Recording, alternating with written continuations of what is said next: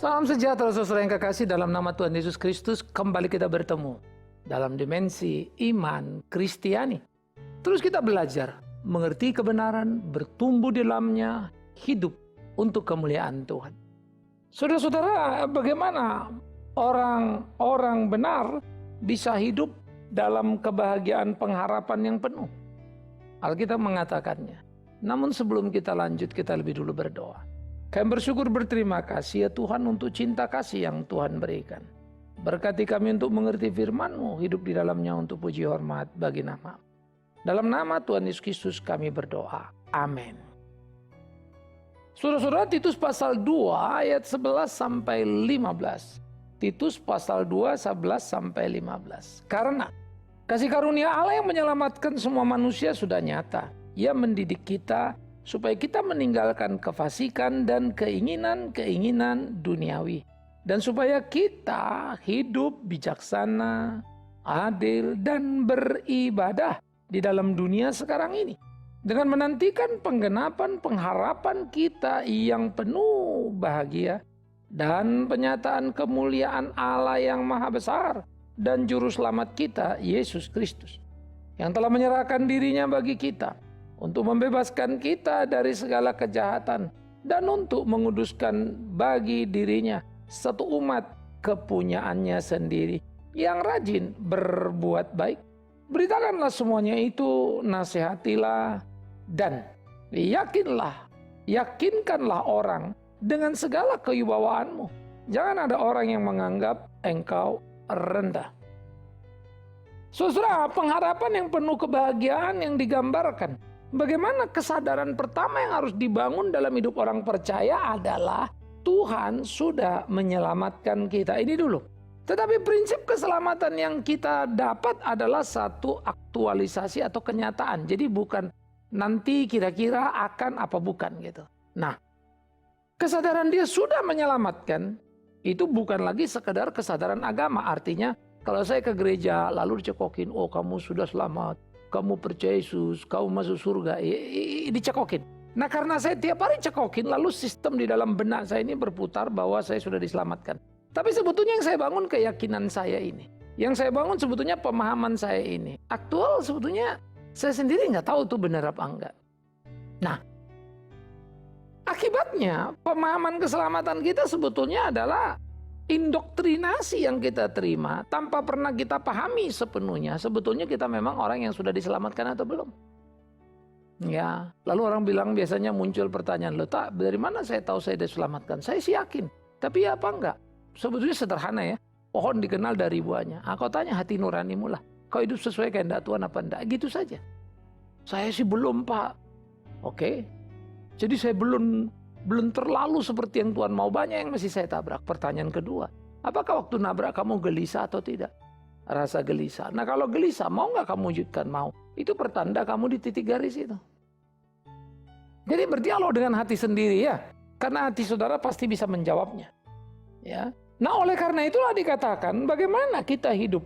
Sehingga kita terdidik di dalam hidup kita. Supaya kita meninggalkan kefasikan itu. Pengharapan penuh kebahagiaan, sadari akan keselamatan yang sudah kau terima. Dan bagaimana engkau belajar berjalan dalam hidupmu, meninggalkan gaya hidup yang lama, yang fasik, yang tidak sesuai dengan kehendak Tuhan, yang penuh dengan keinginan-keinginan duniawi. Apa yang kita sebut dengan keinginan duniawi itu adalah self-oriented. Semuanya tentang diri saya. Semuanya tentang saya dan bahagia saya. Nah ini yang harus kita bereskan saudara. Hidup kita tidak boleh terjebak di situ. Hidup kita tidak boleh sekedar menginginkan hidup seperti itu. Karena itu akan menjadi satu malapetaka dan kesalahan yang mengerikan. Jadi bagaimana seharusnya kita hidup? Mestinya kita hidup sesuai dengan kehendak Tuhan itu. Menjalankan apa yang Tuhan mau itu. Dan hidup kita berkenan kepada Tuhan. Bagaimana supaya saya bisa hidup berkenan kepada Tuhan? Tidak lagi self-oriented tetapi sudah menjadi God-oriented. Nah waktu orang hidup self-oriented yang sangat duniawi, apapun yang diinginkannya, ada yang gak peduli bahwa itu salah. Apapun yang diinginkannya, dia tidak peduli bahwa itu merugikan orang lain.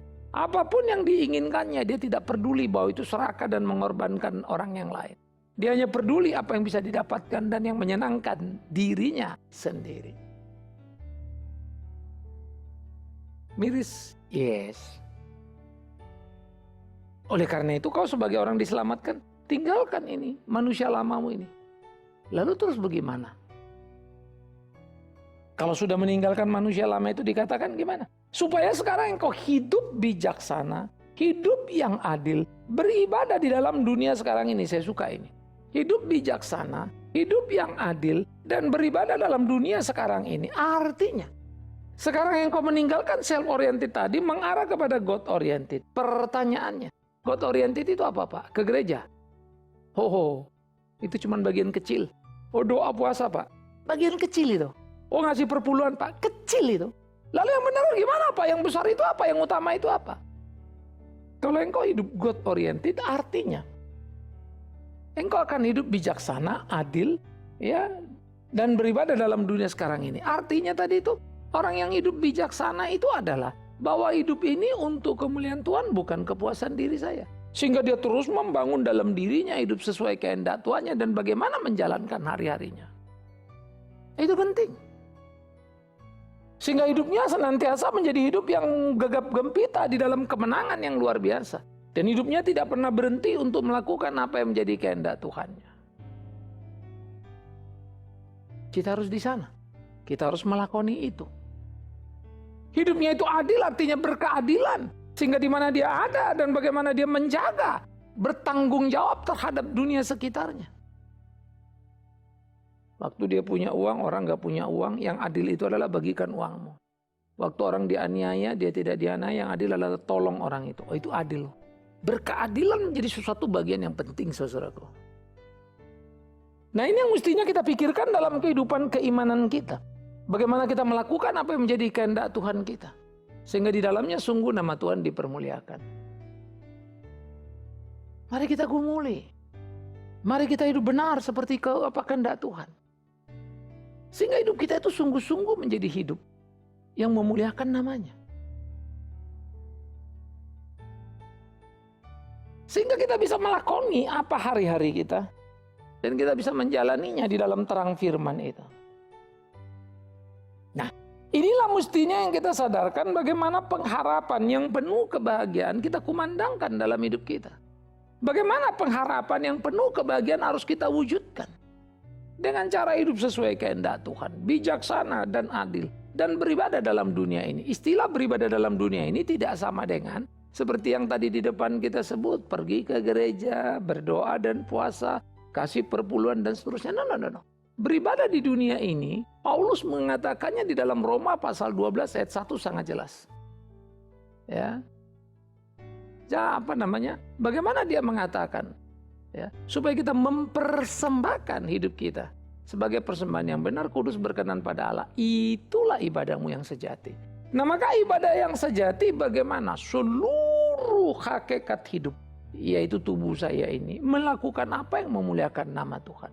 Ya, kakiku, tanganku, mataku, mulutku, semua aku pakai untuk memuliakan namanya. Tidak ada yang kupakai untuk menyenangkan diriku. Sehingga yang disebut beribadah di dalam dunia adalah bagaimana saya berguna bagi sesama saya, bagaimana saya hadir dalam kehidupan, menjalankan peran saya, memberikan kontribusi saya, dan tidak membebani hidup masyarakat dengan menjadi sampah masyarakat. Saya tidak akan hidup munafik, sehingga orang mudah mempercayai saya tanpa saya membebani mereka dengan berbagai pemikiran dan pertanyaan apakah orang ini jujur atau tidak. Itu namanya sudah menolong orang, bukan? Tapi kalau engkau hidup membingungkan orang dan orang bertanya-tanya tentang dirimu, artinya engkau sudah menciptakan persoalan. Ini yang mesti kita pikirkan dalam hidup keimanan kita. Ini yang harus kita jalani dalam hari-hari kita. Beribadah dalam dunia ini. Hanya dengan demikianlah sebetulnya kita mempunyai hak harap yang ada, yang Tuhan berikan kepada kita. Sehingga dikatakan dengan menantikan penggenapan pengharapan kita yang penuh bahagia. Dan penyataan kemuliaan Allah yang maha besar dan juru selamat kita, yaitu Yesus Kristus. Hiduplah beribadah yang terus menerus, maka kita berhak menantikan pengharapan yang indah. Pengharapan yang membahagiakan, tetapi tidak akan pernah pengharapan itu tanpa indah. Tidak akan pernah pengharapan itu memberikan kebahagiaan. Kalau di sini, di hari ini, hidup kita hanya berorientasi kepada diri, self-oriented. Hidup memuaskan diri. Orang beragama juga bisa seperti itu. Saya berdoa supaya Tuhan jawab doa saya. Saya berdoa supaya yang terjadi sesuai keinginan saya. Kan itu self-oriented. Tapi bungkusnya, kulitnya itu rohani sekali. Saya berdoa untuk supaya, kan gitu kan. Makanya kalau kita belajar doa Tuhan Yesus, aku bla bla bla bla bla. Kalau boleh cawan ini lalu, itu permohonan dia. Tapi koma, namun ya Bapakku, kalau harus kehendakmu yang jadi, jadilah. Waduh saudara, kita itu jarang sekali berdoa supaya bukan kehendak kita, tapi kehendak Bapa yang jadi. Yang ada kita akan tekankan, ini dan jadilah. Malah ada orang bilang, kalau ngomong bukan kehendakku, kehendak Bapa yang jadi, kurang beriman. Menurut saya jahat setengah mati. Bagaimana engkau bisa berkata ajaran Yesus, sikap Yesus sebagai orang kurang beriman? Itu keterlaluan bukan? Tapi tidak ngerti. Orang kadang-kala tidak mendalami pemahaman Alkitab, tapi sudah terlalu banyak berbicara sehingga menimbulkan kesalahan dan keresahan. Nah, ini yang penting kita hati-hati.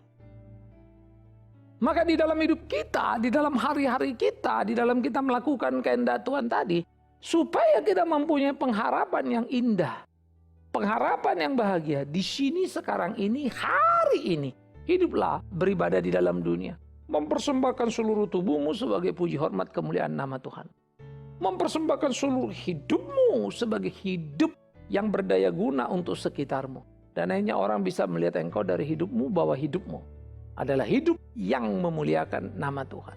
Nah, apakah orang bisa melihat itu? Nah, ini pertanyaan serius. Apakah orang bisa menyaksikan itu hidup di dalam hidup kita? Camkan, pikirkan, renungkan. Inilah yang seharusnya menjadi kegairahan hidup orang percaya itu. Aku sudah menerima Tuhan Yesus, dia sudah menyelamatkanku. Bukan sedang atau akan. Maka aku hidup sesuai kehendaknya yang sudah menyelamatkan aku. Maka aku hidup sesuai dengan ketetapannya yang sudah menyelamatkan aku. Maka aku akan berjalan seperti apa yang menjadi perintahnya. Yaitu dia yang sudah menyelamatkan dan menyuruh aku hidup di jalannya. Supaya kelak nanti aku bertemu bersama dengan dia di dalam kekekalan yang indah. Betapa bahagianya aku dalam pengharapanku. Dan pengharapan yang membahagiakan hanya bisa ku pertahankan dan ku jalankan dengan hidup sesuai kehendak Tuhan. Nah, saya suka berkata pohon dikenal dari buahnya. Kalau sudah bengkak-bengkok, tahulah kita itu bukan pohon yang baik, kan begitu saja sebetulnya ya. Sehingga dengan mudah sebetulnya kita mengukur hari-hari kita, mengukur diri kita, mengukur hidup kita. Nah, jadi saudara-saudaraku yang dikasihi Tuhan Yesus Kristus, dia Kristus yang sudah datang, juru selamat kita. Dia telah menyerahkan dirinya bagi kita untuk membebaskan kita dari segala kejahatan. Yang sudah menguduskan bagi dirinya satu umat kepunyaan sendiri, yaitu yang rajin berbuat baik. Aduh, saya suka sekali kalimat ini. Umat yang dikuduskan artinya terpisah dari, tidak sama dengan. Umat yang dikuduskan artinya dikhususkan untuk kemuliaan dia. Yaitu umat yang hidupnya selalu untuk kebaikan di mana dia ada. Sehingga mestinya sih kalau orang Kristen itu hadir, dunia ini indah ya. Kan orang Kristen itu rajin berbuat baik, berkeadilan. Tapi kalau kemudian saudara merasakan, saya ini mah tiap hari bergaul sama orang Kristen, Pak. Saya Kristen, bergaul orang Kristen. Tapi justru jujur aja loh, Pak. Teman saya banyakkan Kristen, yang bikin Kristen ini yang kecewakan. Teman saya sedikit sekali yang non-Kristen. Tapi justru mereka yang bisa diandalkan. Gimana ya, Pak? Apa-apaan nih, Pak? Saya justru mengalami banyak problem ya di dalam gereja. Ketidakadilan, ketidakjujuran. Di luar saya malah oke-oke aja itu. Bagaimana ini? Atau orang-orang non-Kristen kemudian melihat kita lalu bilang, orang-orang Kristen sama aja, nggak ada bedanya kok. Di sini busuk, sana juga busuk. Waduh, kan gawat kita. Di sini garang, di sana juga garang. Cuma garangnya aja yang beda, bentuknya, konteksnya begitu. Waduh, repot kita. Padahal Tuhan memerintahkan supaya kita terus-menerus hidup dalamnya. untuk kemuliaan namanya dan rajin berbuat baik. Di mana tanggung jawab kita? Di mana sikap hidup yang semestinya menghidupi kehidupan kita? Nah, ini pertanyaan menarik, saudara. Oleh karena itu, bagaimanalah kau bisa bilang bahwa kau adalah anaknya, hambanya, tapi kau tidak pernah menjalankan ketetapannya? Bagaimana kau bisa berkata engkau adalah yang mencintai dia, tapi hidupmu hanya terhadap dirimu dan kehendakmu saja? Kau abaikan dia. Saya pikir ini perlu menjadi pemikiran perenungan supaya kita mengkoreksi diri lalu mengukur diri kita. Bagaimana sebetulnya hidup kita tiap hari dalam hari-hari kita? Betulkah kita hidup memuliakan dia? Maka tidak ada pengharapan yang bisa kau dapatkan tanpa kau hidup dalam kebenaran. Dan pengharapan yang membahagiakan tidak pernah kau miliki kalau hidupmu sendiri tidak membahagiakan di sekitarmu. Menarik ya. Kalau engkau ingin menuai yang baik, maka taburlah yang baik. Kalau ingin engkau menuai yang benar, taburlah yang benar. Kalau engkau ingin menuai surga, hiduplah sesuai kehendak surga. Bahasa doanya itu, jadilah kehendakmu di bumi seperti di surga. Jangan cuma ngomongnya tuai, tabur uang 10 perak, tuai 100 perak. Saya pikir itu jahat sekali kalau kamu selewengkan. The quality of life. Orang yang menabur dengan uang adalah orang yang mengerti uangnya itu berkat Tuhannya. Dan dia tidak akan berhitung dengan itu. Tapi dia tahu kalau dia memberikan uang kepada orang yang susah dan miskin, dia akan mendapat hak kebahagiaan dalam hidupnya. Dia akan menuai hidup yang terhormat. Maka bagi dia uang bukan ukuran. Kalau dia masih berhitung uang, memikirkan uang, berdalih uang, sebetulnya dia sudah terikat dengan uang. Simpel-simpel sajalah. Karena cuma itu yang dia benaknya. Sebetulnya dia tidak pernah berbuat baik. Kecuali sebetulnya dia tidak pernah berbuat baik, sekali lagi kecuali. Sebetulnya dia tidak pernah berbuat baik. Kecuali mempersiapkan, mencari, mendulang keuntungan. Ngeri ya? Jangan gitu atuh. Ya hidup sebagai orang percaya. Hidup dalam sikap yang benar. Mari kita hidup sebagai orang percaya dalam satu sikap kesungguhan. Seperti apa yang menjadi kehendak Tuhan. Sehingga hidup kita itu sungguh-sungguh hidup yang memuliakan nama Tuhan. Nah ini yang mestinya kita lakoni, ini yang mestinya kita jalani, ini yang mestinya kita kerjakan dalam kehidupan kita. Sehingga dengan demikian kita terus berlangkah dari hari ke hari kita. Dan hidup kita berkenan padanya. Ya, di mana kemuliaan Allah yang maha besar, Juru Selamat kita Yesus Kristus, yang sudah dikatakan menyerahkan dirinya bagi kita untuk membebaskan kita dari semua kejahatan kita. Ya, bagaimana kita dikuduskan menjadi umatnya yang rajin berbuat baik. Beritakanlah semuanya itu. Nasihati dan lakinkanlah semua orang dengan segala kewibawaanmu. Jangan orang yang menganggap engkau rendah. Karena itu orang Kristen jangan sampai dianggap rendah. Caranya apa? Ya hidupmu. Ya, jadi orang anggap saya rendah mentang-mentang saya miskin. No. Orang anggap saya rendah mentang-mentang saya masih muda. No. Orang anggap saya rendah mentang-mentang saya bukan pejabat. No. Orang kan anggap engkau rendah. Ya. Kalau hidupmu tidak bernilai dan tidak bermutu. Mungkin dia hormat pada engkau. Selamat siang Pak, selamat ini karena dia bosmu. Apa kamu itu adalah bosnya dia? Mungkin dia tunduk. Aduh Pak begini karena kau pejabat. Mungkin dia bilang terima kasih Pak, salam hormat, salam ini, salam ibu dan seterusnya. Karena engkau pemimpin tinggi. Karena engkau orang kaya. 1001 alasan orang untuk menunjukkan rasa hormat padamu karena posisimu. Namun sejatinya dia tidak pernah menghormatimu secara utuh. Di luar, di belakang sana. Dia memaki-makimu dan membicarakan yang jelek tentangmu. Iya kan? Tetapi orang yang dibilang jangan dianggap rendah itu adalah orang yang punya nilai hidup yang luar biasa. Sehingga orang kagum padanya. Siapa sih orang itu? Oh sini gini. Saya kagum loh. Dia kan miskin, uangnya banyak. Iya. Dia punya kesempatan loh ambil uang saya. Tapi dia gak lakukan. Saya kagum loh sama dia. Kita kagum sama sopir kita bukan? Yang betul-betul bisa kita percaya.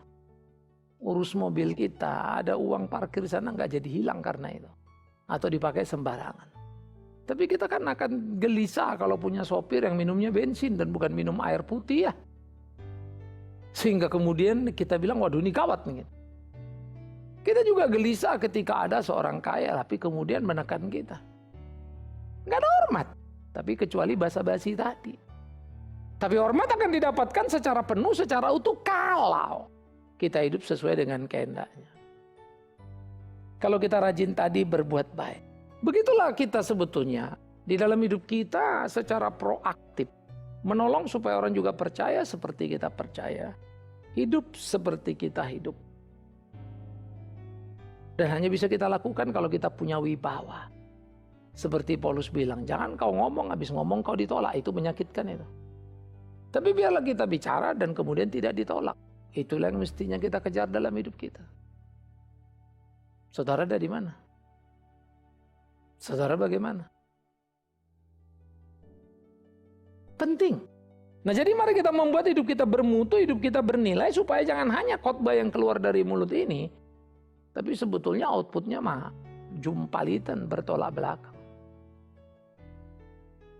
Jangan menjadikan agama itu panggung pertunjukan kita. Jangan menjadikan khotbah itu seperti satu entertainment untuk menyenangkan orang yang mendengarnya. Wibawamu akan hilang. Ya. Tetapi dengan wibawa kita membicarakan kebenaran. Dengan wibawa kita menunjukkan, maka dengan wibawa kita akan membawa orang hidup dalam kesungguhan, keutuhan, kebenaran. Jadi jangan sepotong-sepotong, tapi seutuhnya. Jangan sepotong-sepotong, tapi sepenuhnya. Itu hidup Kristen. Jalanilah, lakonilah, menangkanlah. Maka hidup kita itu akan menjadi hidup yang luar biasa di dalam keseharian kita. Marilah kita bijaksana, marilah kita adil, marilah kita beribadah di dalam dunia sekarang ini. Jangan terjebak di perangkap salah. Jangan hanya mencintai diri self-oriented, lalu memuaskan seluruh keinginan diri, sampai akhirnya kita jadi salah.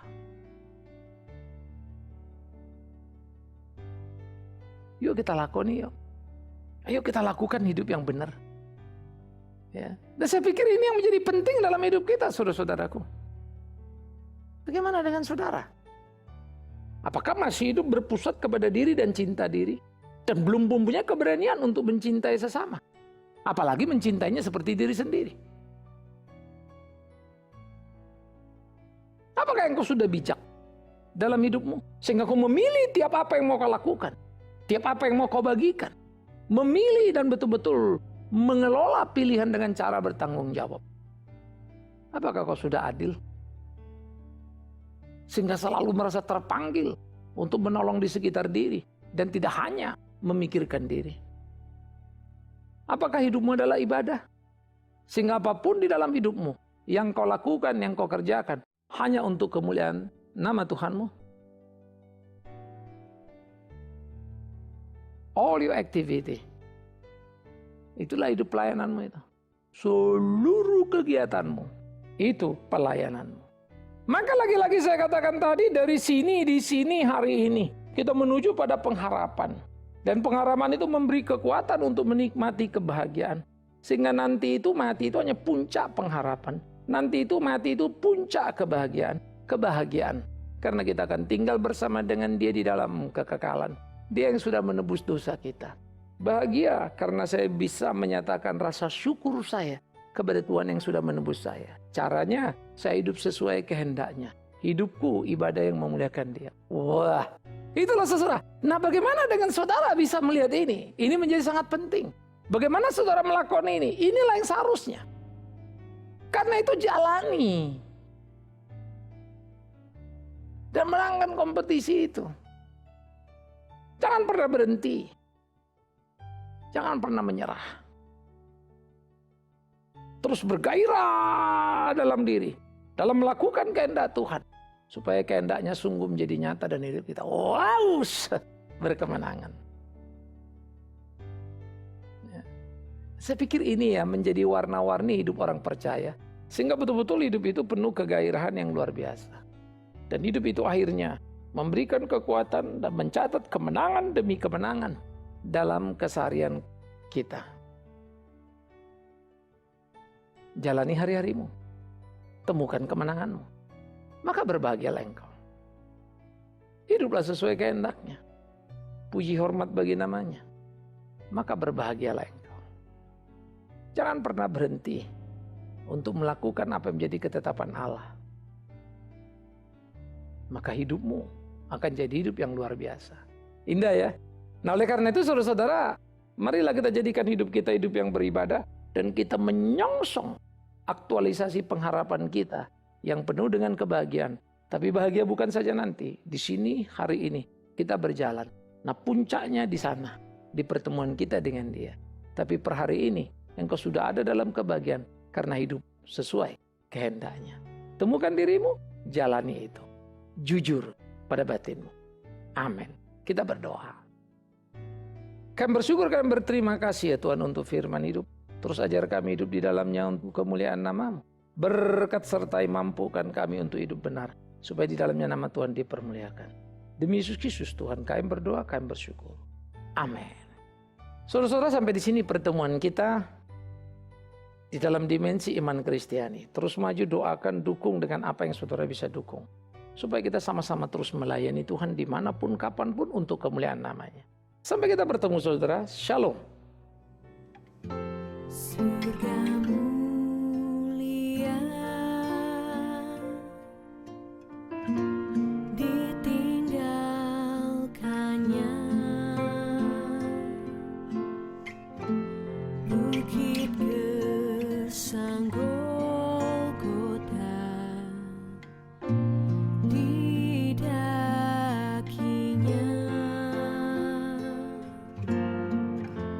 di atas kayu salib Yesus ada,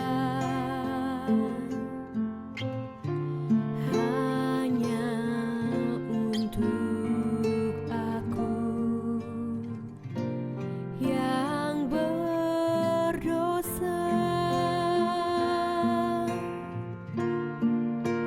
Ya Yesus Tuhanku, hidupku untukmu, melayanimu,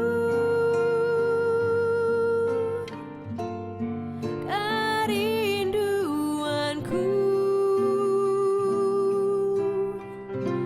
Tolong aku selalu setia padamu, melayani, persembahkan jiwa bagimu.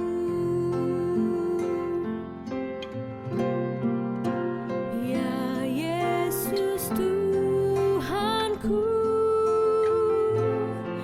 hidupku untukmu, melayanimu,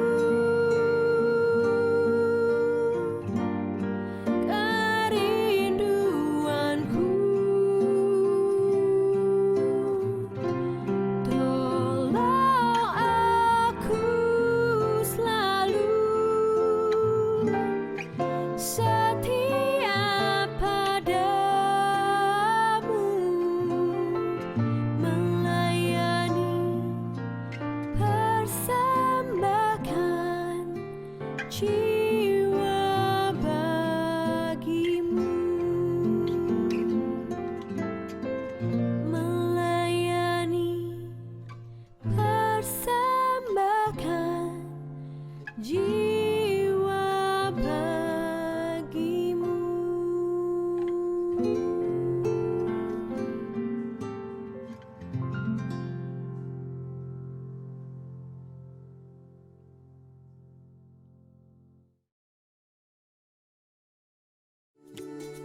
Apa yang